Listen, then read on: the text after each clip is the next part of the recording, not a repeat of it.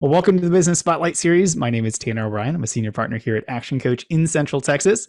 And today I have Juliana Weiss-Roessler with me today, and we are going to be chatting about her business. She's the CEO of WR Digital Marketing. So we're going to be talking about all things journey into entrepreneurship, into business, learn about her business, all of that type of thing.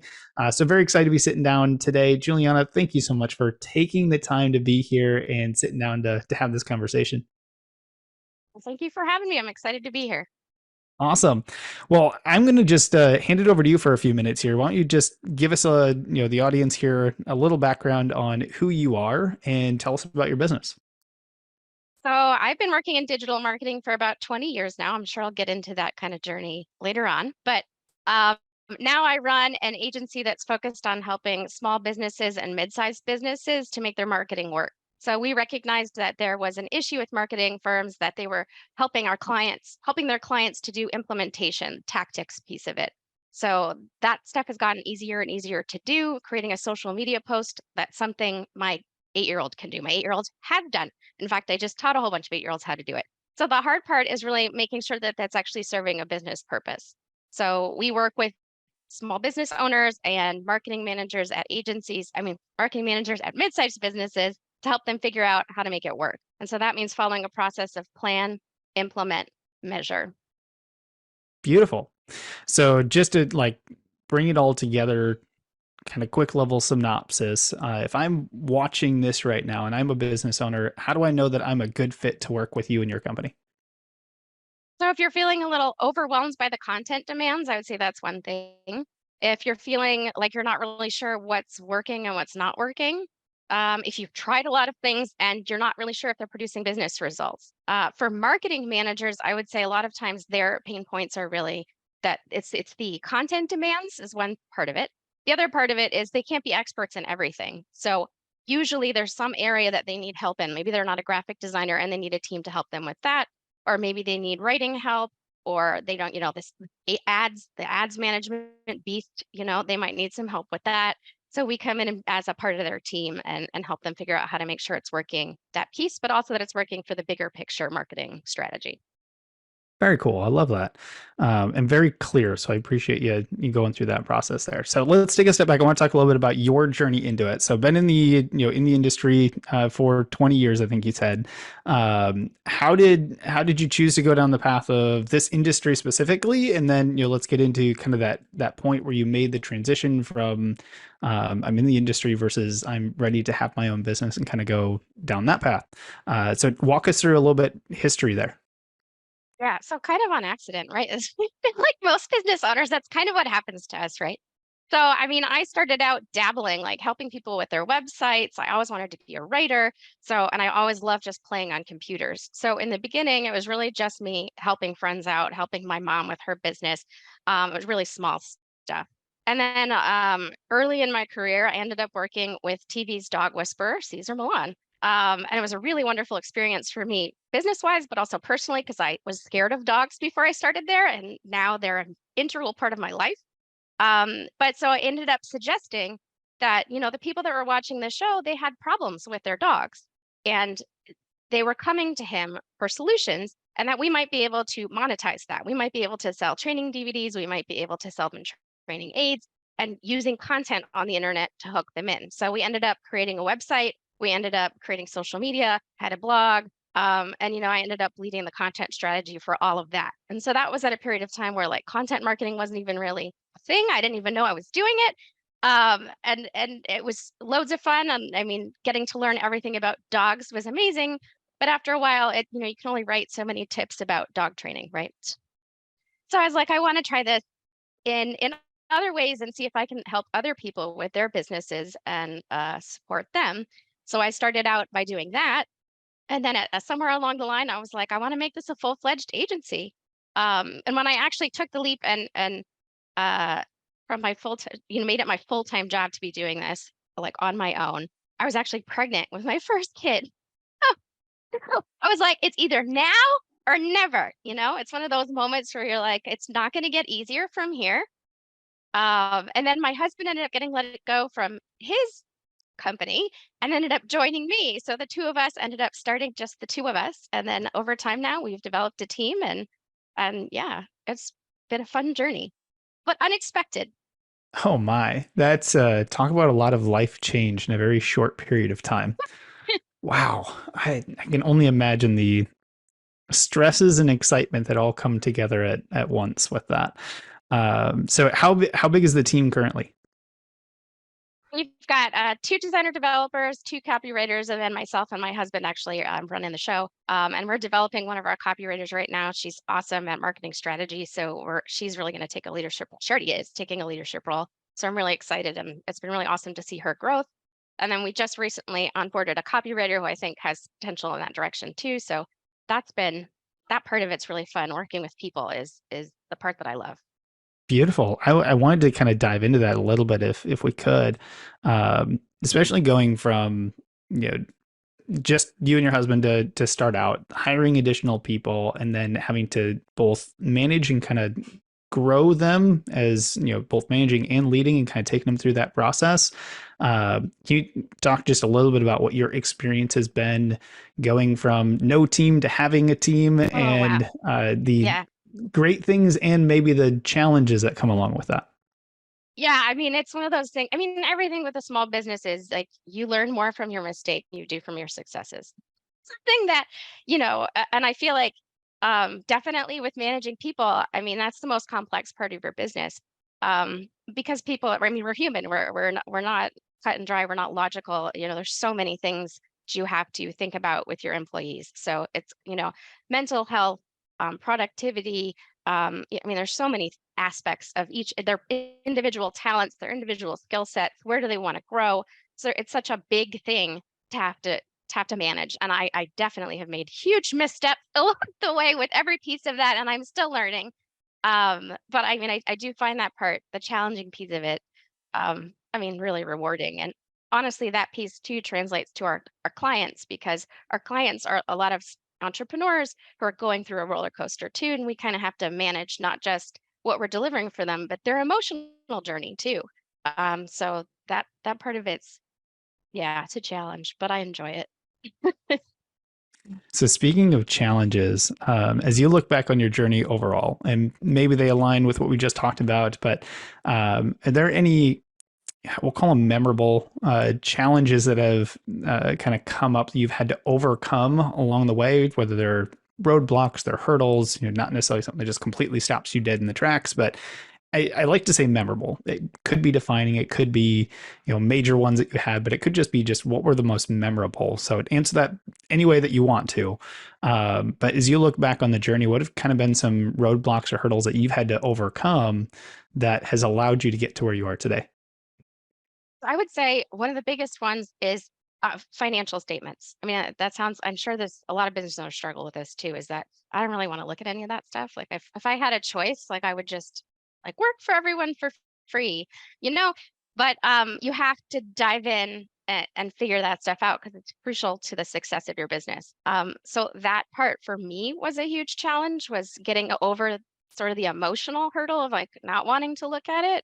And I had found a lot of help through contacting my local small business development center and getting education. That was a big piece for me. And then also having a mentor at one point tell me when I was looking at my numbers and going, "We're not profitable," and and he just said to me, "But your cash flow is good," and I was like, "But no, we're not profitable." And I think at that point was the point that I kind of realized what he was saying to me was, "You're building something, and it's okay that today it's not." Functioning the way you want it to function, that it's not making a profit because you're building something and it will later and you have a plan to get it there. So kind of thinking about it in less of a short-term way and more of a long-term way helped me to relax a little bit more about the short-term financial struggles and see the big picture. Beautiful. And I could, that's my bread and butter. I love looking at numbers. I know most people don't, but I do enjoy Oh that my gosh, piece. no. Um, so I'm curious now, having kind of gone through that, have you found it to be, much more crucial or important in your business to be looking at that consistently? Has that kind of helped with the growth, or Oh, is it still just numbers are no, a you lot? definitely need it. Yeah, I mean, you need it. I mean, like it's not really a choice. As the business owner, you have to be on top of those numbers, because if you discover that you're not making money, how long are you going to be in business? So you have to stay on top of those pieces. And I've just really find that I have to force myself. Partially, I have this mentor that I meet with once a month, and he forces me to look at it and calms me down if I freak out about anything. So having that sort of those systems in place for yourself, if you hate looking at it, I'd say that's something I'd recommend to all business owners, because it is, for some of us, not very fun. I'm glad there are people that love it, because I'm like, you people keep the rest of us like, okay, thank you for helping me make sense and seem less daunting. Oh man, it's so much fun to look at the different personalities and kind of who likes what pieces of it. And yeah, it's fascinating. So yeah, so as you look at where you're at today in business, and I always like to ask kind of this question around what I call the keys to success. Now, keys to success can be defined as anything you want them to be. When you look at what has helped you become successful to where you are today, what are a couple of things that you would attribute your success to, or kind of what I would call the keys to success? I think not being afraid of challenges, trying things, trying new things. I feel like that to me is the biggest. Every time I've given myself a challenge, I haven't necessarily always succeeded in that challenge, but I've always learned something that helped me with the next challenge. There's that Mm, one phrase that's, failure isn't the end. It's an opportunity to try again with experience. And I feel like that if you approach every aspect of your business that way, and you're willing to reflect too on what you did wrong and try to figure out how you can not do it again, that's what has helped me grow along the way. that's fantastic. I absolutely love that. Um, Very cool. So as we look at the future, as you look at kind of where your business is headed, looking at the future of say digital marketing in general, what are you most excited about? What is exciting about either your industry or where you're taking the business? Right now, so we've got two different pieces that we really work with clients. We've got these group workshops where I'm working really with like solopreneurs, people who have a tiny, tiny budget. And then we have a full service sort of strategy session we do with people who have larger businesses that are more established. So right now we're working on a process for the people in between.